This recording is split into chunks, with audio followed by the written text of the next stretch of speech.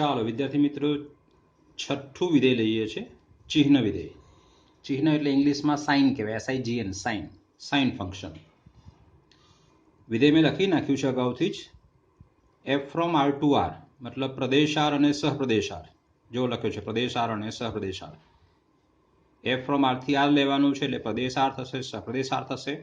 હવે f of x ને ત્રણ મૂલ્યમાં ટુકડા કર્યા છે, ત્રણ મૂલ્યમાં વિભાજિત કર્યો છે. f of x બરાબર 1 લેવાનો છે, અથવા f of x બરાબર 0 લેવાનો છે, અથવા f of x બરાબર -1 લેવાનો છે. ઓકે, f of x નું મૂલ્ય 1 ક્યારે લેવાનું છે? જ્યારે x ધન હોય ત્યારે, x શૂન્યથી મોટો હોય ત્યારે. f of x બરાબર -1 ક્યારે લેવાનો છે? જ્યારે x ઋણ હોય ત્યારે. બધી ઋણ વાસ્તવિક સંખ્યા માટે f of x નું મૂલ્ય -1 છે. x બરાબર 0 હોય તો f of x 0 લેવાનો છે, મતલબ f of 0 બરાબર 0. x ની જગ્યાએ તમે 0 લેશો તો એ f of 0 નું મૂલ્ય કેટલું આવશે? 0 આવશે. સમજાયું? આમાં f of x 3 ભાગમાં વિભાજિત છે ને આ વિધેયને આપણે ચિહ્ન વિધેય કહેવાનું છે. આપેલ વિધેયને ચિહ્ન વિધેય કહે છે. ઓકે, એનો પ્રદેશ અને સહપ્રદેશ લખ્યો. હવે વિસ્તાર એટલે શું? f of x ના મૂલ્યોનો ગણ. આપણને ખબર છે કે કોઈ પણ ઋણ સંખ્યા અહીંયા મૂકી છે તો એનો જવાબ -1 જ મળવાનો છે. એટલે f of x નું મૂલ્ય એક -1 લખ્યું આપણે. પછી તમે અહીંયા x ની જગ્યાએ 0 મૂકશો તો f of 0 નું મૂલ્ય 0 એટલે 0 આવશે એના વિસ્તારમાં. ફરીથી યાદ કરાવું છું, વિસ્તાર એટલે f ના મૂલ્યોનો ગણ, f of x ના મૂલ્યોનો ગણ. -1 એનું મૂલ્ય છે, અથવા 0 છે, અથવા 1 છે. એ સિવાય ચોથું કોઈ મૂલ્ય જ નથી. એટલે આ ત્રણ મૂલ્યોનો ગણ એ જ એનો વિસ્તાર થશે. મેં તમને કહ્યું કે ભાઈ f of પાઈ, અહીંયા x ની જગ્યાએ પાઈ લો તો જવાબ શું આવશે એનો? f નું મૂલ્ય શું આવશે? 1. નક્કી છે. f of 1000, 1000 મૂકો x ની જગ્યાએ તો f of 1000 શું આવે? 1 જ આવે. એટલે એનો વિસ્તાર થશે. f of -5 કેટલો? તો કે -1. કેમ? આ લખ્યું છે x જો <0 મતલબ x ઋણ હોય તો તમારે f of x નું મૂલ્ય -1 લેવાનું છે. f of -4 કેટલો? તો કે -1. f of -1/2 કેટલો? તો કે -1. x ઋણ હોય એટલે એનો જવાબ -1 જ લેવાનો, એવું છે. તમને એમ કહ્યું છે કે f of પાઈ કેટલો? તો 1. x ધન હોય એટલે તમારે f of x ની કિંમત 1 લેવાની છે. f of √2 કેટલો? 1. f of 0.5 કેટલો? 1. x ધન હોય તો તમારે f of x નું મૂલ્ય 1 લેવાનું છે. f of 0 કેટલો? તો 0. આ છે x બરાબર 0 તો f of x નું મૂલ્ય 0 લેવાનું છે. x એટલે આ x કહેવાય, અને f of x, આ x તમે 0 મૂક્યો તો આ f of x ની કિંમત 0 લેવાની આપણે. એટલે જુઓ, જો મૂલ્ય -1 મળશે, કાં તો +1 મળશે, અથવા 0 મળશે. અને વિસ્તાર એ જ કહેવાય ને ભાઈ, f of x ના મૂલ્યોનો ગણ એટલે વિસ્તાર છે. આલેખ દોરીએ છે. ચલો, અહીંયા લઈએ છીએ x અને આ લઈએ છીએ f of x. x ની કિંમત લઉં છું -1, -2 લઈએ છે. -2, -1, 0, 1, 2 અને 3 લઈએ. હવે x ની કિંમત -1 લઈએ, x પોતે -1 એટલે x <0 આવે તો f of x ની કિંમત કેટલી આવે? -1. x ની કિંમત માઇનસ તો f of x -1, કારણ કે x ઋણ છે તો f of x ની કિંમત -1 લેવાની ને. f of -1 બરાબર શું? -1. f of -2 બરાબર શું? -1. કારણ કે આ જે x છે, આ બધા x જે છે ઋણ છે, તો ઋણ માટે એક જ કિંમત -1, બધા માટે -1. 0 માટે 0 છે, x બરાબર 0 તો f of x 0 છે. 1 માટે 1, 2 માટે 1, 3 માટે 1, કેમ? ધન માટે બધી 1 લેવાની છે. એટલે આ બી -2, -1, x ઉપર -2 અને y ઉપર -1, એટલે આ છે. x ઉપર -1 અને f of x એટલે y ઉપર -1, એટલે આ છે. આ x ઉપર -1 અને y ઉપર -1 બંને ભેગા અહીંયા થશે. આ 0, 0 મતલબ આ છે. +1, +1 તો આ છે. 2 અને 1, x ઉપર 2 અને y ઉપર 1 એટલે આ છે. 3 તો આ છે. 3 લઈએ તો 1 છે. પણ હવે ધ્યાન એ આપવાનું છે કે અહીંથી તો આ સળંગ થશે, પણ આને પછી આગળ ક્યાં જોડવાનું? અહીંયા ના, આ છેક અહીંયા સુધી આવશે. કેમ? જરા સમજો. એફ ઓફ -0.9 એટલે શું? તો કે -1. એફ ઓફ -0.8 તો કે -1. માઇનસ કિંમત માટે -1 જ આવશે. એફ ઓફ -0.7 તો કે -1. એટલે આ -1 અહીંયા દેખાય છે આપણને, પછી અહીંયા -0.9, પછી આ -0.8, પછી -0. એટલે આ બધા માટે કિંમત તો -1. એટલે આ લેખ અહીંથી આમ જ જશે છેક સુધી. આ 0 આગળ અહીંયા નહીં આવે, એટલે પોલો બિંદુ કરવાનું છે આપણે. એટલે આપણો આ લેખ અહીંથી શરૂ થશે અને આ બાજુ અનંત સુધી જશે. આ બાજુ અનંત સુધી જશે. આ રીતે આમથી આમ જશે. હા, આ નથી, આ પોલું મીંડું છે. એવું જ અહીંયા પોલું મીંડું છે આપણી પાસે. આ આલેખનો ભાગ નથી, પણ આલેખ જશે આ બાજુ.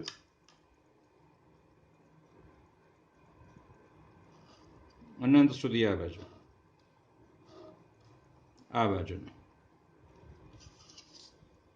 આ થયો ચિહ્ન વિધેયનો આલેખ. આ આલેખનો ભાગ નથી, આ પણ આલેખનો ભાગ નથી. છેક અહીંયા નજીકથી શરૂ થાય ત્યાં અનંત સુધી અહીંથી નજીકથી શરૂ થાય. હા, આ આલેખનો ભાગ ખરો પાછો. એટલે 3 ટુકડામાં, એક આ ટુકડો, એક આ બિંદુ એક જ, અને પછી એક આ ટુકડો. આ 2 પોલા મીંડા છે. મતલબ ત્યાં આલેખનો ભાગ નથી. પોલો મીંડું શું બતાવે છે? કે આલેખનો ભાગ નથી. એટલે આ આલેખ છે આપણો. એટલે આમ જોવા જઈએ તો આલેખ કેવો છે? તો એક બિંદુ છે અહીંયા, પછી અહીંયા ભાગ નથી આલેખનો, પણ આ બાજુ છે. આમ અહીંયા પોલું મીંડું છે અને આલેખ આ બાજુ છે. એટલે આવો આલેખ છે 3 ટુકડામાં. આ પોલું મીંડું કેમ બતાવ્યું છે? કે ત્યાં જે બિંદુ છે એ આલેખનો ભાગ નથી. અહીંયા જે બિંદુ છે આલેખનો ભાગ નથી, કારણ કે એનો આલેખ તો અહીંયા છે. એટલે આવો આલેખ થાય. આપણે એક્સ અક્ષ ને વાય અક્ષ છે, આલેખ આ રીતે થાય. આ બન્યો છે આપણે એ રીતે. સમજાયું? ઓકે, ચલો વિધેય નંબર 7 જોઈએ છે.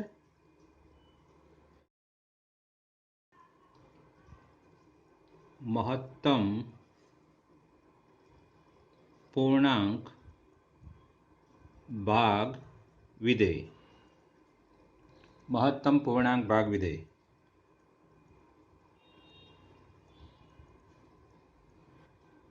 ચલો આ રીતે છે. F from R to R અને એફ ઓફ એક્સ બરાબર બોક્સમાં એક્સ. ચલો આ બોક્સ એક્સનો મતલબ શું છે એ મહત્વનું છે. જરા જોઈએ છે. એક્સથી નાનો, એક્સથી નાનો અથવા એક્સને સમાન મહત્તમ પૂર્ણાંક.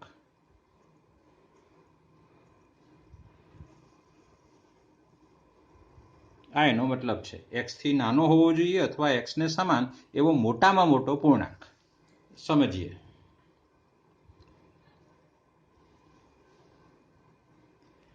એફ ઓફ આરની સંખ્યા લઉં છું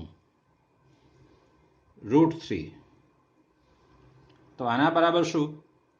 તો √3 થી નાનો અથવા √3 ને સમાન મહત્તમ પૂર્ણાંક. હવે √3 ને સમાન તો આવશે નહીં, કારણ કે પૂર્ણાંક નથી. તો √3 થી નાનો. હવે √3 થી નાનો મહત્તમ પૂર્ણાંક એટલે શું? જરા સમજો.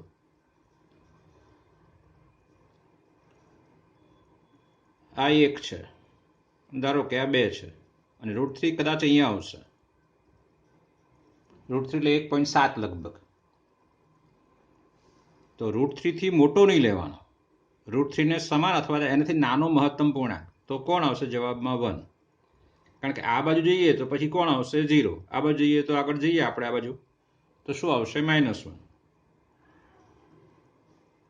આ બાજુ અહીંયા -1.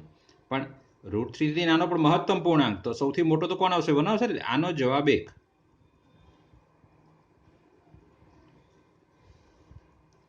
ફરીથી હું શું કહું છું તે એફ ઓફ 2.5 એનો જવાબ તો જુઓ જરા. 2.5 એટલે ધારો કે અહીંયા 2 છે અને અહીંયા 3 છે, તો આ પોતે 2.5.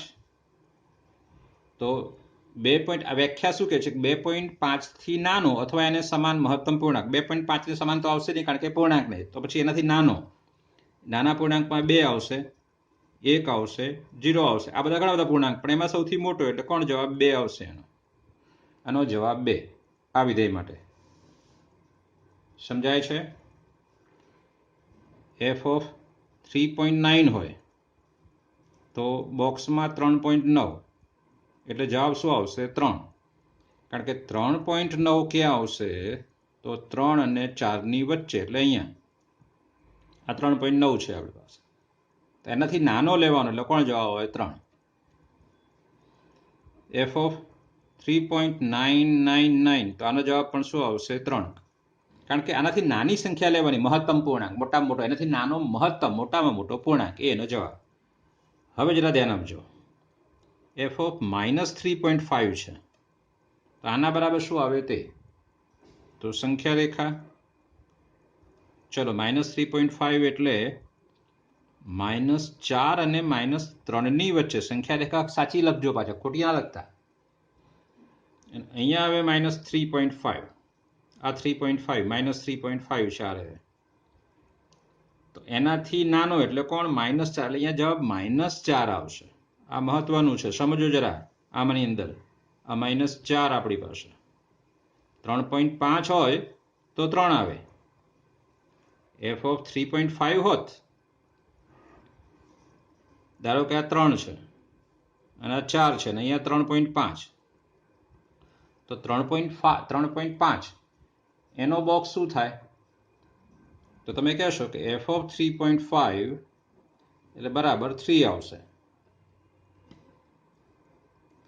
કારણ કે 3.5 એ 3 ને 4 ની વચ્ચે છે. 3.5 થી નાનો પૂર્ણાંક લેવાનો, સૌથી મોટો. અહીંયા 2 આવે તો સૌથી મોટો કોણ? 3 જ આવશે ને. 3.5 થી સૌથી મોટો પૂર્ણાંક એટલે 3.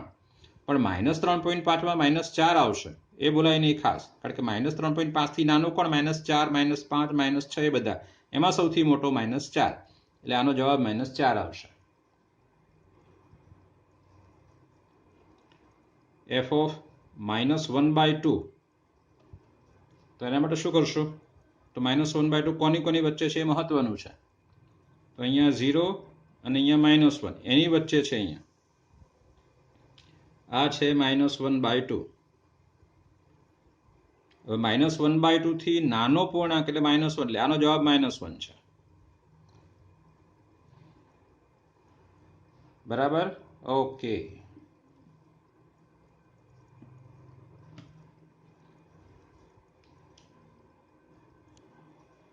ચલો, આલેખ દોરીએ છીએ. અહીંયા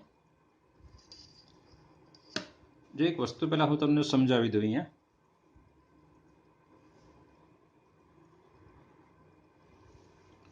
જો, હવે આપણે આલેખ દોરીએ છીએ એ પહેલાં મેં એક સંખ્યા રેખા દોરી છે. અહીંયા મેં તમને આગળ સમજાવ્યું એ પ્રકારે. હું તમને કહું કે x અહીંયા લઉં હું 2 કે 3 ની વચ્ચે. ચલો, અહીંથી શરૂ કરું છું કે હું x ની કિંમત -3 અને -2 ની વચ્ચે લઉં તો મને f(x) કેટલો મળશે? અહીંયા -3 હોય તો -3 જવાબ આવશે. કેમ? એને સમાન જ લેવાનો છે, એટલે પૂર્ણાંક છે -3 પોતે. એટલે f(-3) બરાબર -3 આવે, એટલે મેં ઇક્વલ ટુ લીધો છે. તો f(x) બરાબર મને કેટલા મળશે? તો આપણો જવાબ છે -3. ક્યારે? જ્યારે x ની કિંમત -3 હોય અથવા -3 ને -2 ની વચ્ચે હોય. x અહીંયા લઉં છું -2 થી -2 ની વચ્ચે. હા, -2 ચાલશે. -2 નો મહત્તમ પૂર્ણાંક -2 જ, કારણ કે એને સમાન કીધો છે ને. એટલે આ રીતે હોય કે -2 < x <-1 હોય તો f(x) બરાબર શું આવશે? -2 આવશે.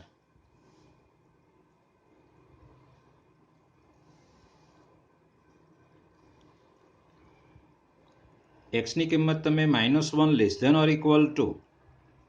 < 0 લો, x -1 થી 0 માં લો, અહીંયા કોઈ પણ સંખ્યા લો તો એનો જવાબ -1 આવશે. એટલે f(x) બરાબર -1 આવશે. 0 < x <-1, x તમે 0 થી 1 માં લેશો તો એફ ઓફ એક્સ કેટલો આવશે? 0 આવશે. બરાબર ને? એફ ઓફ એક્સ એટલે શું? તો એક્સ થી નાનો અથવા એક્સ ને સમાન મહત્તમ પૂર્ણાંક. હું અહીંયા એક્સ લઉં છું, ધારો કે અહીંયા એક્સ લઉં છું, તો એનાથી નાનો તો બધા પૂર્ણાંકો, એ બધામાં સૌથી મોટો કોણ? 1 જવાબ આવશે. અને એક્ઝેક્ટ 1 લઉં તો 1 થી નાનો અથવા 1 ને સમાન, એટલે 1 ને સમાન 1 પોતે છે જ ને, કારણ કે પૂર્ણાંક છે, 1 પૂર્ણાંક, એટલે જવાબ એનો 1 નો તો 1 જ આવશે. એટલે એફ ઓફ 1 બરાબર 1 આવે, એફ ઓફ -3 બરાબર -3 આવે, એફ ઓફ -2 બરાબર -2 આવે. પૂર્ણાંકનો તો જવાબ પૂર્ણાંક જ આવશે. પણ અપૂર્ણાંક હોય તો વિચારવું પડે. અહીંયા અપૂર્ણાંક હશે વચ્ચે, 1 અને 2 ની વચ્ચે અપૂર્ણાંક હોય ને, તો એનો બોક્સ મૂલ્ય, એનું મહત્તમ પૂર્ણાંક ભાગ મૂલ્ય 1 થાય, એ પ્રકારે. ચલો પછી 1 થી 2 ની વચ્ચે લઈએ, 1 અથવા 2 ની વચ્ચે 1 હોય અથવા 1 થી 2 ની વચ્ચે, તો એફ ઓફ એક્સ બરાબર કેટલો આવશે? તમે કહેશો 1 આવશે. બરાબર છે? સારું, ચલો આ બધી કિંમતો લીધી, આપણે હવે આલેખમાં બતાવવાની છે. ચલો એક્સની કિંમત ક્યાંથી ક્યાં? -3 થી -2. એક્સની કિંમત -3 થી -2. અહીંયા -3 મેં બતાવ્યો નથી, બતાવી દઈએ. ચલો આ -3 છે. તો એક્સ તમે -3 થી -2 લો તો એફ ઓફ એક્સ બરાબર -3. એફ ઓફ એક્સ એટલે કોણ? વાય. આવા એક્સ છે તે, એના ઉપર -3 લેવાનો છે, એટલે આ -3 છે. મતલબ આટલેથી આટલા ભાગમાં એફ ઓફ એક્સનું મૂલ્ય મને -3 મળવાનું છે. મતલબ આ થાય કે -3 હોય તો પણ -3 એની કિંમત,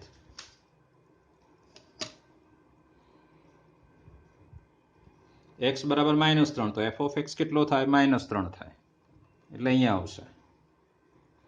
પછી આની વચ્ચે એક્સ લો તો એફ ઓફ એક્સનું મૂલ્ય પણ -3 જ આવશે ને. ક્યાં સુધી?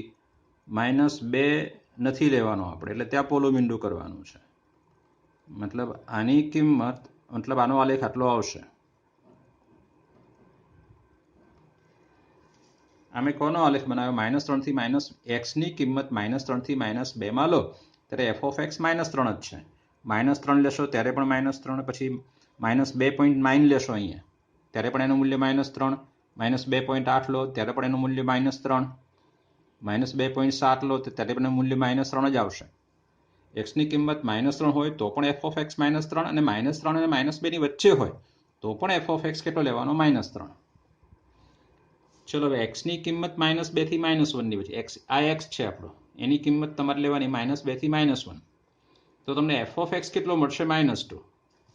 મતલબ તમને આલેખ દોરવો હોય એનો, તો આ આલેખ થાય.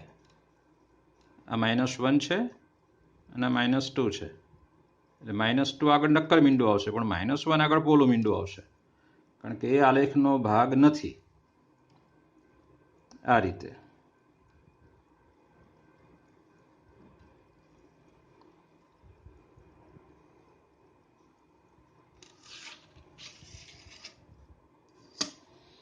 કારણ કે ઇક્વલ ટુ છે ને અહીંયા, એટલે એક્સ બરાબર -2 છે ત્યારે એફ ઓફ એક્સ બરાબર -2, એક્સ બરાબર -2, આ એફ ઓફ એક્સ છે ત્યારે -2, એટલે આ બિંદુ, એટલે ત્યાં નક્કર બિંદુ આવશે.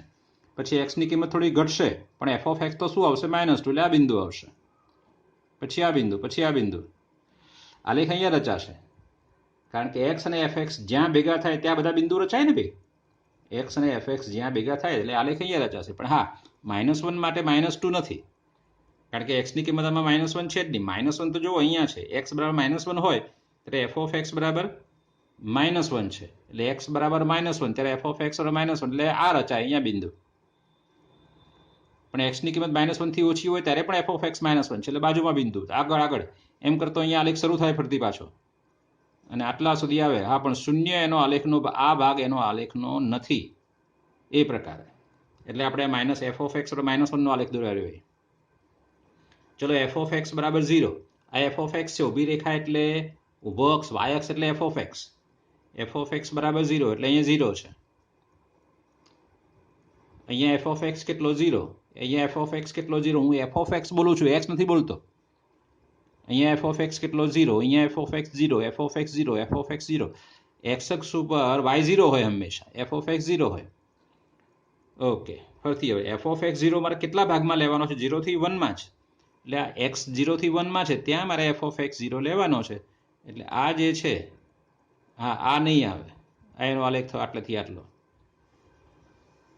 ચલો એફ ઓફ એક્સ બરાબર હવે -1, એફ ઓફ એક્સ બરાબર સોરી +1, આ +1 છે, નીચે -1 છે, આ +1 છે અને આ +2 છે. ચલો એફ ઓફ એક્સ બરાબર 0 લખ્યું, એફ ઓફ એક્સ બરાબર 1, એફ ઓફ એક્સ બરાબર 1 નો આલેખ ક્યાંથી 1 થી 2 માં, 1 થી 2 માં એફ ઓફ એક્સ બરાબર 1 એટલે અહીંથી શરૂ થશે 1 થી 2 ના ગાળામાં, એટલે આટલા સુધીનો આલેખ આવશે.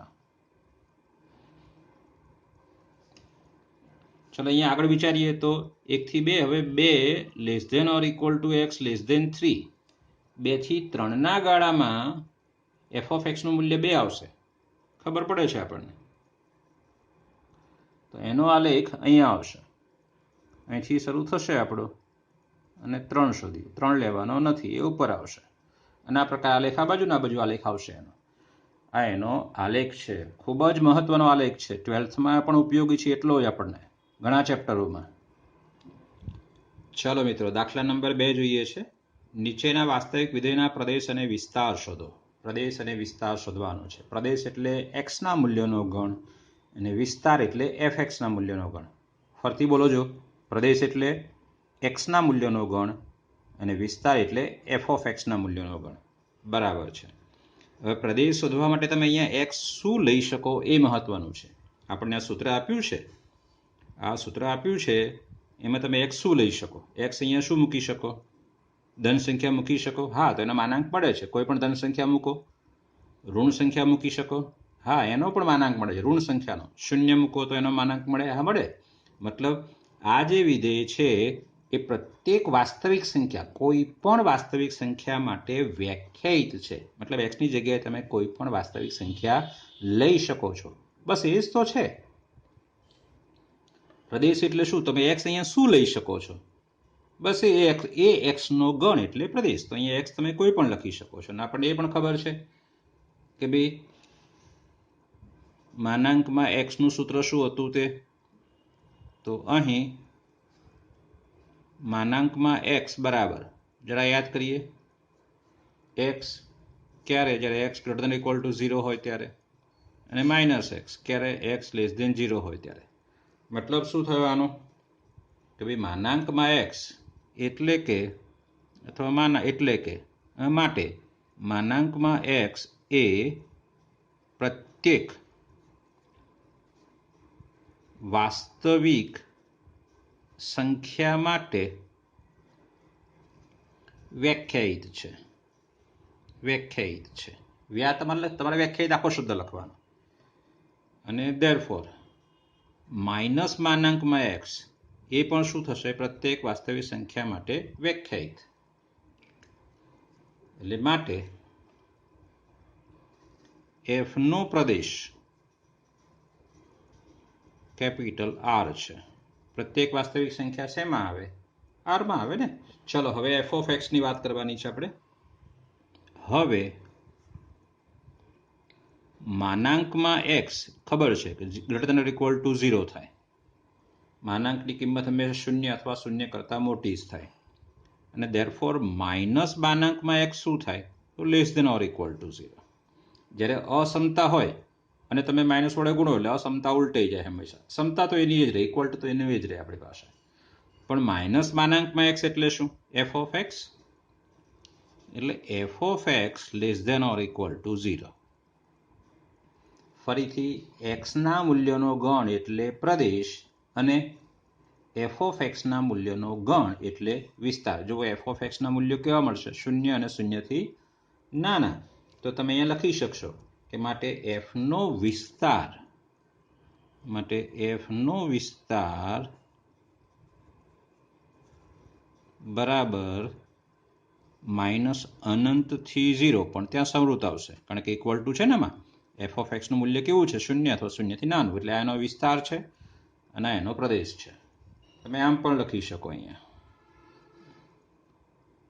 એક્સ જ્યાં x belongs to R, x less than or equal two 0. આ બંને ગણ એક જ વસ્તુ બતાવે છે. ચલો બીજા દાખલામાં ફરીથી પાછા શું કરવાનું છે? વિધેયનો પ્રદેશ અને વિસ્તાર શોધો. પ્રદેશ શોધવો એટલે એક્સ ના મૂલ્યનો ગણ એટલે પ્રદેશ, અને વિસ્તાર એટલે એફ ઓફ એક્સના મૂલ્યોનો ગણ. ચલો અહીંયા દાખલા નંબર 2નો બીજાનો બીજો.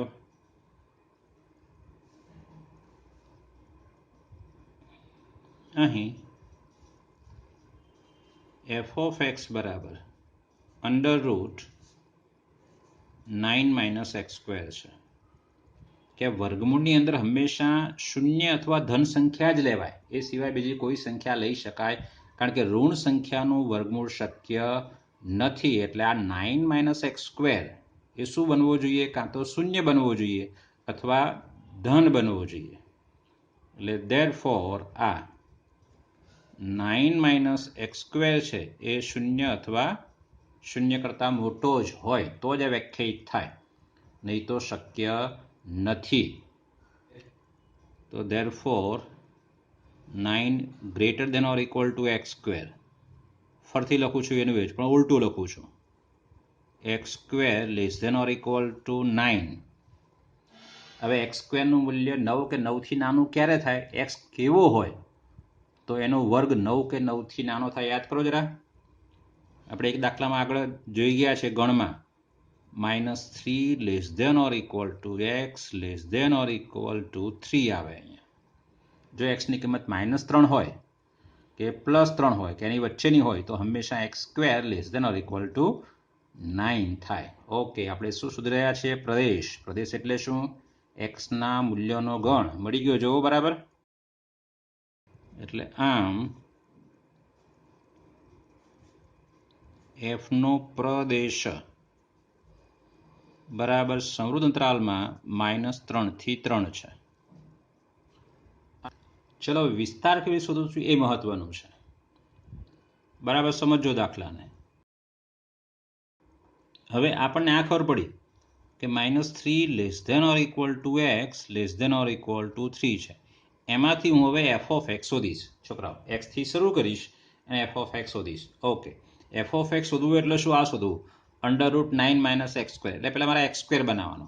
તો આને x² બનાવવું તો therefore 0 <= x² <= 9.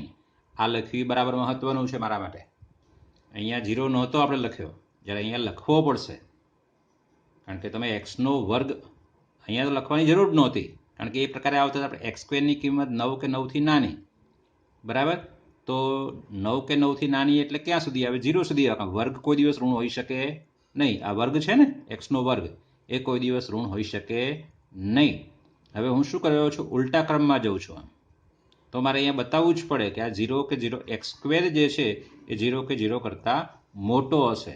એ મહત્વનું છે, ભૂલાય નહીં ખાસ. આમાં બતાવ્યું નથી કારણ કે એ જરૂર નથી. આપણને ખબર જ છે કે વર્ગ હંમેશા 0 કે 0 કરતાં મોટો છે. તો અહીંયા જરૂર નહોતી, જ્યારે અહીંયા મને જરૂર પડશે. એટલે આ જરા ધ્યાનમાં લેજો ખાસ. therefore આગળનું સ્ટેપ હવે મારે શું બનાવવાનું છે? √9 - x². તો હું પહેલાં x² બનાવ્યો મેં, હવે હું -x² બનાવીશ. તો આને માઇનસ વડે ગુણશું. તો માઇનસ વડે ગુણશું તો આ સમતા ઉલટાઈ જાય, એટલે -9 આ બાજુ આવે. <= -x² <= 0. ચલો -x² બની ગયો. હવે એમાં 9 ઉમેરવાનું છે. બધામાં 9 ઉમેરવા પડે. ચલો અહીંયા 9 ઉમેરીશું. તો 9 - 9 <= 9 - x² <= 9 + 0. શું કર્યું? બધામાં 9 ઉમેર્યા છે. જુઓ અહીંયા 9 ઉમેર્યા છે. આ માઇનસ તો આનું પોતાનું છે, 9નું. આ માઇનસ કોનો છે? x² નો પોતાનો છે. મેં 9 ઉમેર્યા છે દરેકમાં. આ +0. 9 - 9 એટલે શું થશે? 0 <= 9 - x² <= 9. ચલો મારે શું શોધવાનું છે? ફરીથી કહો જરા. વર્ગમૂળ લાવવાનું છે ને ભાઈ. f ઓફ x શોધવાનો છે. અરે જુઓ, આ શોધવાનું છે. એટલે વર્ગમૂળ. હવે બધાનું વર્ગમૂળ કરીશ તો 0 નું વર્ગમૂળ 0 <= વર્ગમૂળમાં 9 - x² <= 9 નું વર્ગમૂળ કેટલું થાય? 3. એટલે આની કિંમત 0 અને 3 ની વચ્ચે છે. આ કોણ છે? f of x. એટલે ફરીથી લખી દઉં પાછો. 0 <= f ઓફ x <= 3. બરાબર છે. ચલો એક્સનું મૂલ્ય એટલે પ્રદેશ અને એફ ઓફ એક્સનું મૂલ્ય એટલે વિસ્તાર. એટલે માટે એફનો વિસ્તાર બરાબર સમૃદ્ધ અંતરાલમાં 0 થી 3. તમારે આ લેક્ચરના બધા દાખલા મહત્વના છે. આગળ જે આપ્યું ને આપણે બોક્સ એક્સ એ પણ એટલો મહત્વનો છે અને બંને દાખલા મહત્વના છે. બરાબર, એટલે બે વખત લખી નાખવાના છે. બરાબર.